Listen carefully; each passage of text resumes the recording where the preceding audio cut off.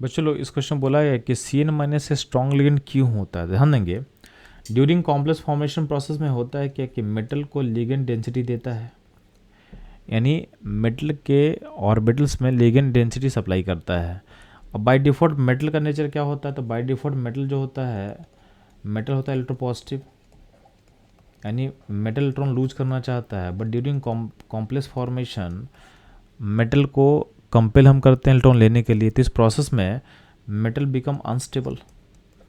Metal अपने nature के against काम कर रहा है तो मेटल बिकम अनस्टेबल। तो मेटल क्या चाहता है कि जो डेंसिटी उसको मिल रहा है तो कोई डेंसिटी उससे विड्रॉ कर ले, ठीक है। तो मेटल डेंसिटी ले तो लिया, बट डेंसिटी लेने से क्या हो गया, अनस्टेबल हो गया, तो चाहता है कोई सी डेंसिटी क्या करे, विड्रॉ कर ले।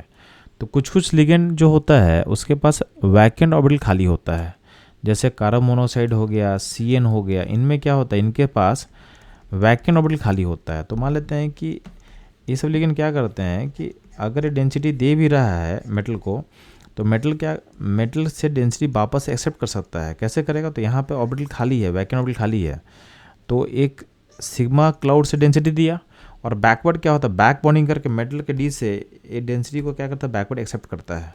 तो इससे क्या करेगा, इसको इस टाइप के जो यहाँ पे डोनेशन क्रिएट हो रहा है, इसको हम बोलते हैं यहाँ पे एक सिनर्जी क्रिएट हो रहा है, और इस सिनर्जी को हम बोलते हैं सिनर्जिक बॉन्डिंग, जो कि आपके एनसीईआरटी में एक्सप्लेन किया हुआ है। तो इसमें बेसिकली क्या होता है कि मेटल जो है, जो डेंसिटी एक्सेप्ट किया लिगेंड से है, उसको वापस उसके वैकेंट ऑर्बिटल में सप्लाई कर देता है। इससे क्या होता है, मेटल स्टेबल होता है, और यहाँ पे एक एक्स्ट्रा सिनर्जी क्रिएट होता है जो सिस्टम को स्टेबलाइज करता है। और जो भी लिगेंड इस तरह करने में कैपेबल होते हैं उसको हम बोलते हैं स्ट्रॉन्ग लिगेंड।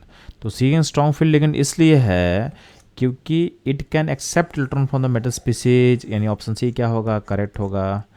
तो ये था इस क्वेश्चन एनालिसिस। ये टॉपिक आपको एनसीईआरटी में दिया हुआ है, बट CN लिगेंड नहीं लिया हुआ है, उसमें एग्जांपल लिया हुआ है कार्बन मोनोऑक्साइड को लेकर आपको समझाया हुआ है। तो आप CN लिगेंड में सेम चीज़ को आप एक्सप्लेन कर सकते हो। तो ये था इस क्वेश्चन का डिस्कशन एंड इसका आंसर। मूव करता हूँ नेक्स्ट क्वेश्चन पे।